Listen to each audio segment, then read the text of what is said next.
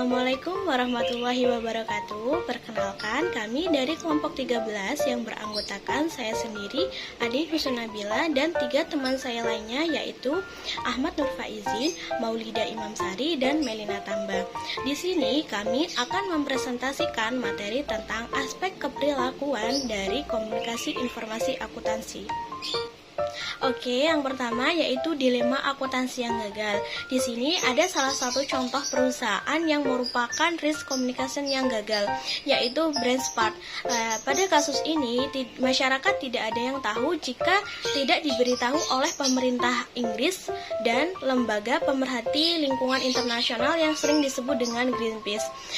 Dari kasus ini, Shell sebagai pemilik dari perusahaan BrandSmart merasa malu. Sekaligus John Major dan pemerintah Inggris juga merasa malu karena mereka mendukung Shell sebagai perusahaan terbaik dalam penerapan lingkungan yang praktis. Pada awal tahun 1994, ada 2 perusahaan besar yaitu Shell dan Exxon yang memiliki masalah tentang pembuangan pelampung penyimpanan minyak. Pembuangan pelampung tidak diizinkan di darat. Nah, kemudian mereka meletakkan itu tersebut di laut dalam. Kemudian karena beratnya itu lebih dari 4.000 ton, maka Shell memiliki 4 pilihan, yaitu yang pertama pembuangan di darat, yang kedua penenggelaman pelampung di lokasi saat ini, yang ketiga penguraian pelampung di tempat, yang keempat yaitu pembuangan di laut dalam tetapi masih di daerah perairan Inggris. Setelah dilakukan pemeriksaan, ternyata Shell lebih memilih opsi yang keempat dengan alasan bahwa biaya murah dengan dampak lingkungan yang kecil.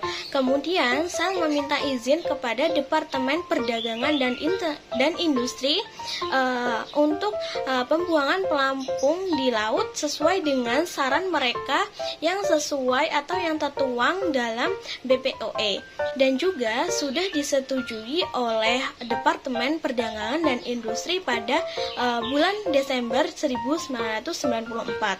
Nah, apa penyebab dari risk communication ini gagal? Jadi, ada 2 faktor yang menyebabkan ini, yaitu yang pertama, keputusan atas kebijakan pembuangan BrandSmart itu sendiri.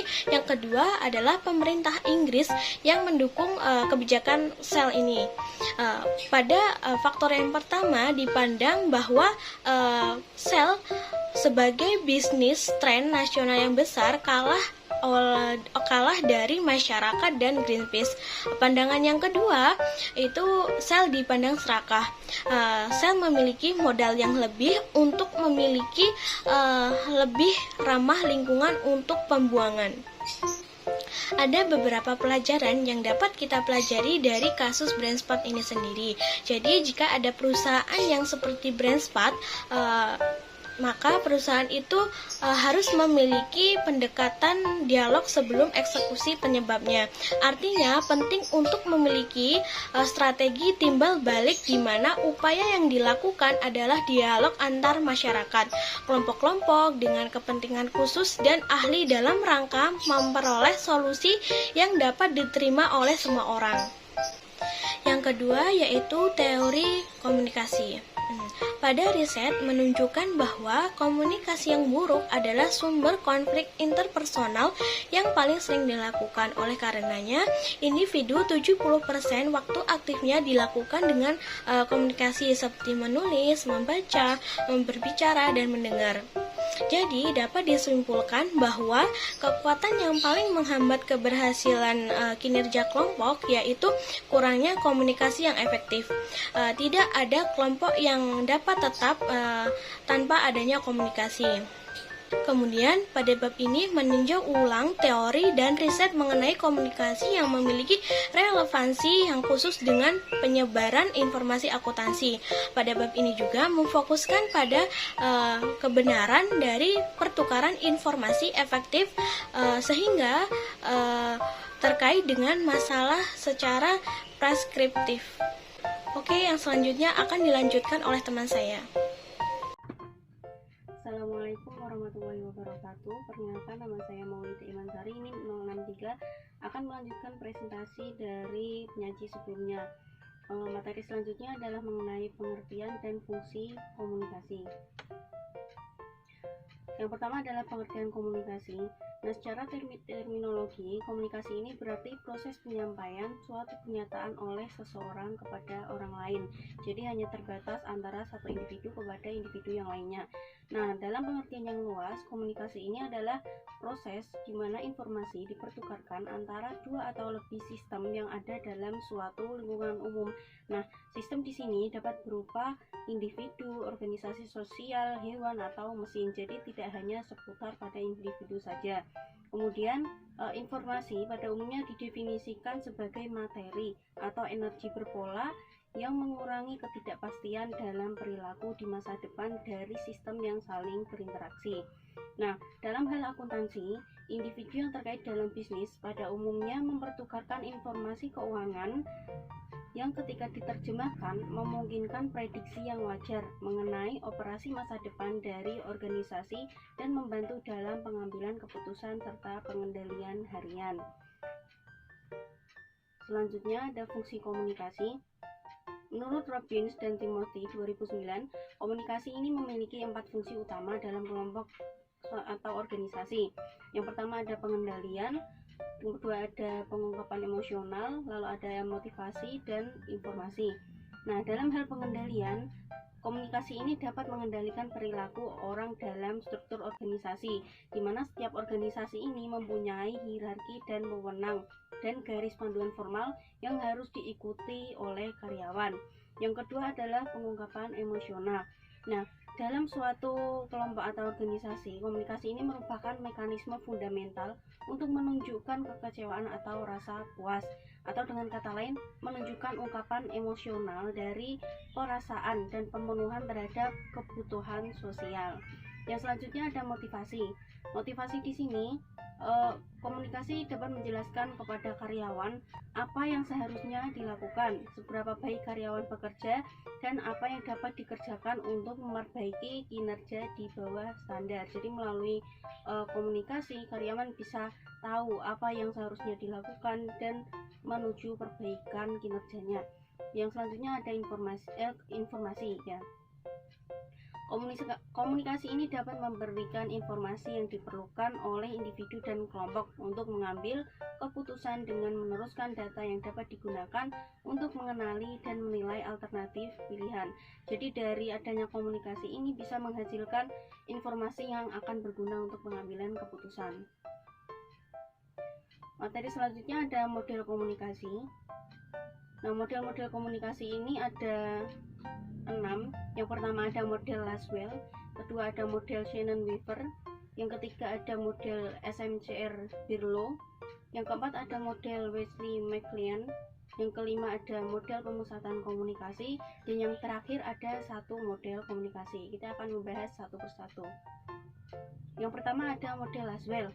Nah, model Laswell ini adalah model yang pertama kali dikembangkan dan merupakan model yang paling sederhana, di mana Laswell ini model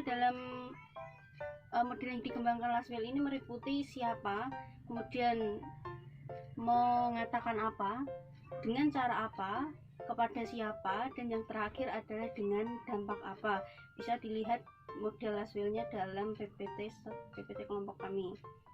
Nah, dalam konteks akuntansi, siapa yang dimaksud di sini adalah akuntan. Nah, akuntan ini menyajikan informasi keuangan atau aspek mengatakan apa. Nah, pada umumnya dalam bentuk laporan tertulis. Jadi informasi keuangan itu disajikan dalam bentuk laporan tertulis. Kemudian informasi keuangan tersebut diteruskan kepada pihak pengguna internal dan eksternal dengan tujuan untuk menyediakan data yang andal, relevan, dan tepat waktu untuk mengambil keputusan bisnis yang berdasarkan informasi. Nah, tapi kelemahan dari model ini adalah kurang memiliki sejumlah elemen yang diperlukan untuk memahami proses komunikasi. Model yang selanjutnya adalah model Shannon-Weaver. Nah, model ini merupakan suatu kemajuan dibandingkan dengan model Laswell karena model ini membedakan antara sumber informasi, pengirim informasi, penerima informasi, dan tujuan dari informasi. Nah, dalam konteks akuntansi, sumber ini dapat berupa tenaga pembukuan atau klerek. Klerek itu juru tulis atau yang mencatat transaksi seperti itu. Kemudian pengirim informasi, yakni controller. Penerima informasi, yaitu orang yang memperoleh dokumen tersebut, atau dalam hal ini adalah seorang akuntan yang akan melakukan pembukuan terhadap catatan transaksi yang sudah dicatat tadi. Dan yang terakhir adalah tujuan pengguna akhir, yaitu klien. Nah, dalam model ini Shannon dan Weaver menambahkan gangguan ke dalam proses komunikasi. Nah, gangguan ini sendiri merupakan stimulus yang memberikan kontribusi terhadap distorsi dari proses transfer informasi yang dapat menyebabkan hancurnya komunikasi. Nah, jadi gangguan ini bisa menyebabkan miskomunikasi seperti itu. Nah, kelemahan dari model Shannon-Weaver ini adalah tidak adanya gagasan mengenai umpan balik dan konteks atau lingkungan di mana proses tersebut terjadi. Model selanjutnya adalah model SMCR-Birlow. Model ini menyarankan arus informasi satu arah dari suatu sumber kepada penerima tanpa umpan balik, dan model ini juga tidak memasukkan konsep gangguan. Nah, akan tetapi Birlow ini menspesifikasikan faktor-faktor yang mempengaruhi kebenaran komunikasi, dan pada tahap di mana dalam proses tersebut faktor beroperasi. Misalkan ketika mempertimbangkan pesan, ia menyarankan bahwa elemen-elemen pesan akan mempengaruhi pemahamannya oleh penerima. Jadi elemen pesan ini akan menentukan tingkat pemahaman pesan yang diterima oleh penerima. Kemudian model ini mengindikasikan bahwa sistem sosial dan budaya dari sumber penerima dan sistem kode di mana pesan tersebut disusun akan mempengaruhi kebenaran dari proses komunikasi. Jadi proses komunikasi ini juga bergantung terhadap sistem sosial dan budaya dari sumber dan penerima, dan juga sistem kode di mana pesan tersebut disusun. Dan selanjutnya ada model Wesley-McLean. Model ini memiliki sejumlah implikasi penting. Model ini menjelaskan cara-cara individu dan organisasi memutuskan pesan apa yang akan dikomunikasikan dan bagaimana pesan tersebut dimodifikasi atau dihapus dalam proses tersebut. Nah, jadi di dalam gambar yang sudah ditunjukkan di PPT, saya akan menjelaskan. Jadi si A ini mendapatkan stimulus yang dalam model ini dilambangkan dengan huruf X1, ada X1, X2, X3, ada beberapa stimulus yang diterima oleh si A. Nah, kemudian si A ini akan menyampaikan stimulus yang sudah diperolehnya kepada si C yang sudah berbentuk pesan. Jadi si A ini mendapat stimulus, kemudian stimulus itu diproses sendiri oleh si A yang akan dan akhirnya akan menjadikan outputnya, yaitu pesan yang akan disampaikan kepada si C. Nah, selanjutnya si C ini akan meneruskan informasi yang sudah ia peroleh dari si A dan juga stimulus lain dari selain si A tadi. Nah, setelah itu akan disampaikan kepada si penerima pesan akhir, yaitu B. Jadi si A mendapat stimulus, kemudian disampaikan kepada si C, kemudian si C juga selanjutnya diteruskan kepada si B. Nah, aspek penting dari model ini adalah adanya umpan balik, yaitu antara C dengan A, kemudian B dengan C, lalu juga ada C dengan A. Model yang selanjutnya adalah model pemusatan komunikasi. Rogers dan Kincaid 1981 telah mengkritik model-model terdahulu karena model-model tersebut mengarah pada 7 bias dalam komunikasi. 7 biasnya apa? Bisa dilihat dalam buku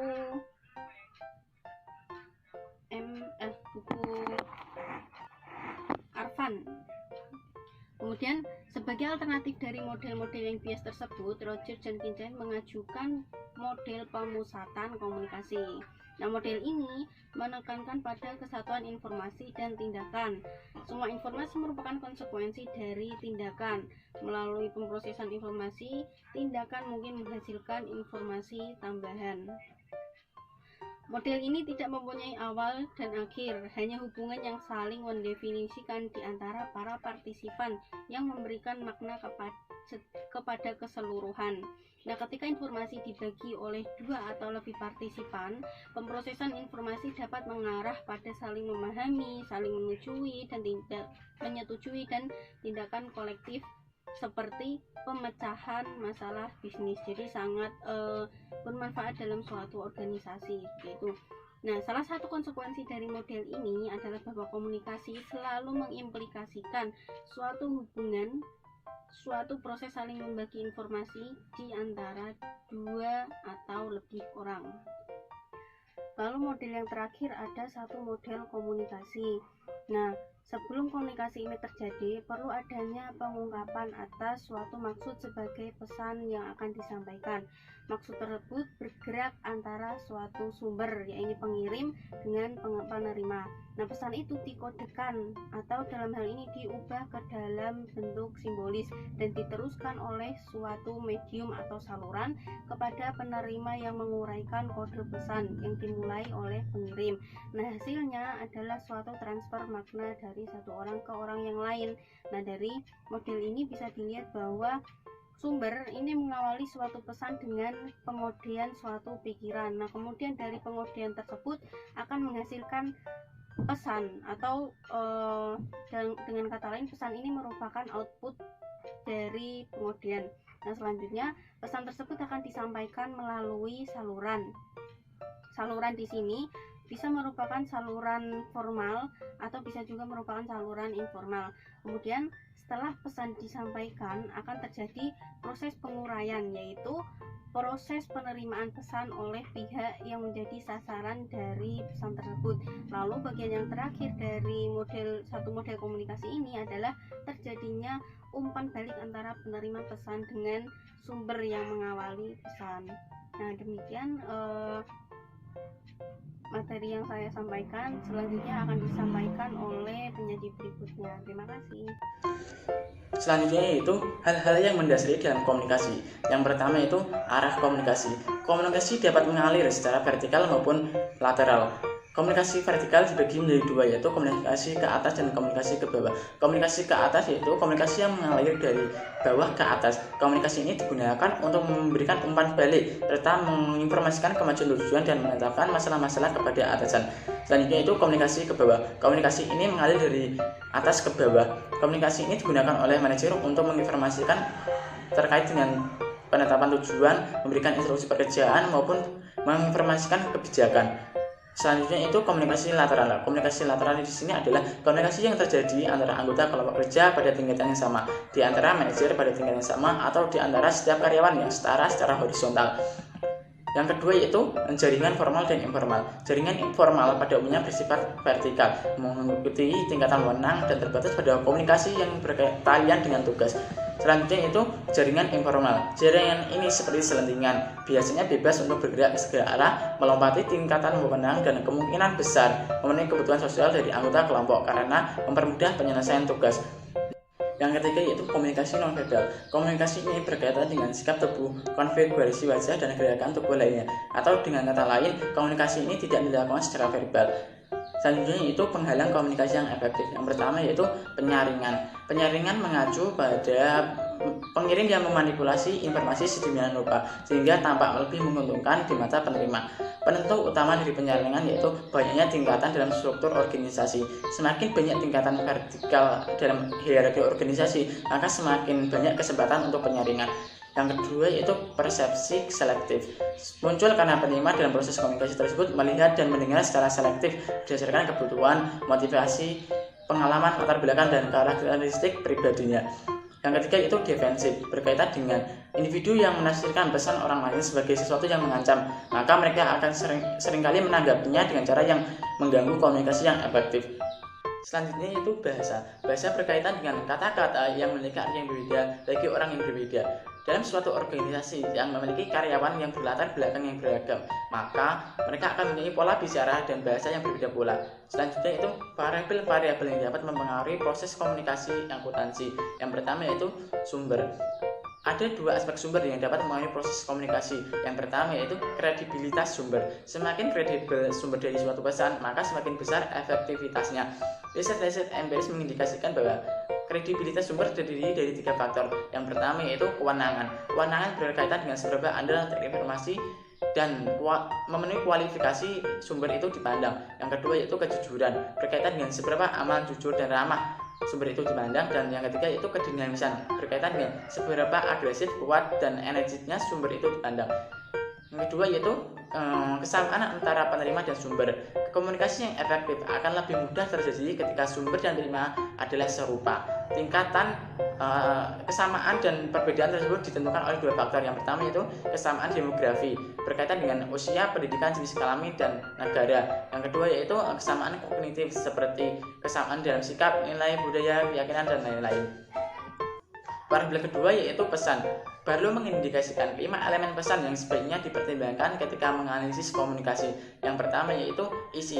Isi ini berkaitan dengan informasi atau materi keuangan yang berkaitan dengan kebijakan manajemen. Yang kedua organisasi atau struktur. Yang ketiga kode. Sistem kode diartikan sebagai bahasa dari sumber dari penerima. Yang keempat perlakuan. Dan yang terakhir yaitu elemen-elemen pesan berkaitan dengan kata-kata, kalimat, paragraf, angka, statistik, dan grafiknya. Variabel yang ketiga yaitu organisasi pesan. Cara terbaik untuk mengorganisasikan suatu pesan tergantung pada budaya tempat informasi tersebut digunakan, dan cara yang optimal untuk menyusun pesan juga bergantung pada latar belakang pendengar. Faktor seperti sikap sebelumnya, pendidikan, komitmen, keterampilan, harapan dapat menentukan cara terbaik untuk mengorganisasikan suatu pesan. Terdapat 3 strategi untuk pesan yang telah diinvestigasikan, yaitu klimaks. Klimaks ini berisi informasi yang paling penting disajikan terlebih dahulu. Yang kedua anti klimaks, informasi terpenting disajikan paling akhir. Dan yang terakhir itu pola piramid, informasi terpenting ditempatkan di tengah. Selanjutnya yaitu perlakuan pesan. Informasi akuntansi sebaiknya berulang. Pengulangan meningkatkan pemahaman atas materi. Menurut J. Waffle dan J. Seltil 1974 membantah bahwa hubungan antara pengulangan dan efektivitas bersifat linear. Semakin banyak informasi yang diperoleh seseorang, maka semakin besar dampaknya. Akan tetapi, McGuire berargumentasi bahwa sementara pengulangan mempunyai 1 dampak, peningkatan dalam dampak biasanya tampak untuk 1 atau 2 pengulangan. Akan tetapi, dengan cepat mencapai titik puncak di mana pengulangan hanya memiliki sedikit dampak. Sedangkan menurut G.R. Glaser pada tahun 1977 menguraikan bagaimana cara untuk membuat materi ini lebih mudah dibaca. Kemudahan membaca suatu materi merupakan fungsi dari karakteristik kata-kata dan kalimat. Variabel selanjutnya yaitu saluran. Jalur komunikasi merupakan alat untuk menyebarkan informasi. Scrum mengelompokkan atau membedakan saluran menjadi 6 dimensi. Yang pertama yaitu panca indera yang dipengaruhi komunikasi. Tatap muka membuatnya mungkin untuk menggunakan seluruh panca indera. Sementara media yang berbeda menggunakan sekelompok atau panca indera ini dalam kombinasi untuk menghasilkan dampak diferensial terhadap penerima. Yang kedua yaitu peluang untuk umpan balik. Pada umumnya, umpan balik dibutuhkan untuk memastikan komunikasi yang efektif dan untuk memahami informasi yang disampaikan. Yang ketiga yaitu besarnya kendali penerima. Terdapat 2 kendali dalam interaksi interpersonal. Ketika menggunakan media cetak, penerima dapat membaca dengan kecepatan mereka sendiri dan membaca kembali bagian-bagian yang penting menurutnya. Yang keempat yaitu jenis pengujian. Interaksi tatap muka memungkinkan penggunaan petunjuk-petunjuk nonverbal. Yang kelima itu kekuatan multiplikatif. Sistem komunikasi massa dapat dengan efisien dan cepat mencapai banyak penerima yang tersebar. Saluran-saluran interpersonal dapat mencapai penerima hanya dengan usaha yang besar dan dalam jangka waktu yang lama. Yang terakhir yaitu pelestarian pesan. Keunggulan di media massa adalah catatan permanen yang tidak ada dalam interaksi tatap muka. Variabel selanjutnya yaitu penerima. Ketika menganalisis suatu situasi komunikasi, seseorang perlu mempertimbangkan faktor-faktor mengenai penerima seperti latar belakang demografis dan budaya serta sikap sebelumnya dan lain-lain. Mereka akan menggunakan informasi tersebut. Pada umumnya, semakin serupa penerima dan dari sumber mengenai faktor-faktor tersebut, maka semakin mudah dan semakin efektif komunikasi tersebut. Variabel selanjutnya yaitu analisis penerima. Pengetahuan mengenai penerima dapat digunakan untuk mendesain pesan yang lebih efektif dan menyampaikannya melalui saluran yang paling sesuai. Komunikasi yang efektif dihasilkan ketika informasi didesain secara spesifik untuk penerima. Akuntansi sebaiknya menyelidiki penerima yang dimaksudkan, seperti penerima aktual dan penerima yang potensial dalam menghasilkan dokumen. Variabel selanjutnya yaitu analisis jaringan. Pada dasarnya, penjelasan struktur komunikasi dari suatu organisasi dihasilkan dengan menggunakan dan memeriksa arus informasi antar komponen dari sistem tersebut. Komponen-komponen itu dapat berupa individu, kelompok tugas kecil, atau organisasi formal secara keseluruhan. Struktur jaringan yang optimal bervariasi dengan fungsi yang dilakukan oleh kelompok-kelompok yang terlibat dengan manifestasi tugas yang produktif akan dilaksanakan fungsi mereka yang paling baik ketika mereka sangat terintegrasi. Variabel yang terakhir yaitu umpan balik. Umpan balik merupakan pesan yang dikirim oleh penerima kepada sumber dalam menanggapi pesan awal. Umpan balik ini memungkinkan terjadinya pertukaran ide. Umpan balik ini juga memastikan komunikasi menjadi efektif. Menurut Barnett pada tahun 1979, umpan balik terhadap pertanyaan-pertanyaan berikut dapat digunakan untuk memodifikasi draft dokumen untuk meningkatkan efektivitasnya. Yang pertama yaitu seberapa efektif laporan tersebut memenuhi kebutuhan pengguna. Yang kedua, apakah laporan tersebut memenuhi harapan pengguna. Yang ketiga itu seberapa sering laporan tersebut digunakan dan untuk tujuan pelaporan tersebut secara keseluruhan, dan lain-lain. Selanjutnya ada masalah-masalah terbaru dalam komunikasi. Pada bagian ini akan diuraikan 4 masalah komunikasi yang terjadi. Yang pertama, mengapa pria dan wanita sering mengalami kesulitan dalam berkomunikasi satu sama lain. Yang kedua, apakah implikasi dari gerakan yang secara politis benar terhadap komunikasi organisasi. Yang ketiga, bagaimana individu dapat memperbaiki komunikasi lintas budaya mereka. Dan yang terakhir, bagaimana elektronik mengubah cara orang berkomunikasi satu sama lain dalam organisasi. Selanjutnya akan saya bahas satu persatu. Masalah pertama adalah penghalang komunikasi antara pria dan wanita. Hakikat riset Tennant adalah bahwa pria menggunakan pembicaraan untuk menekankan status, sementara wanita menggunakannya untuk menciptakan hubungan. Masalahnya, wanita berbicara dan mendengar dalam bahasa hubungan dan keeratan, sedangkan pria berbicara dan mendengar dalam bahasa status dan ketergantungan. Wanita mengungkapkan masalah untuk memperoleh dukungan dan hubungan, bukan untuk nasihat dari pria. Ini pemahaman yang timbal balik yang bersifat simetris. Itu sebabnya pria dan wanita dalam komunikasi selalu mempunyai jarak. Selanjutnya, komunikasi yang benar secara politis.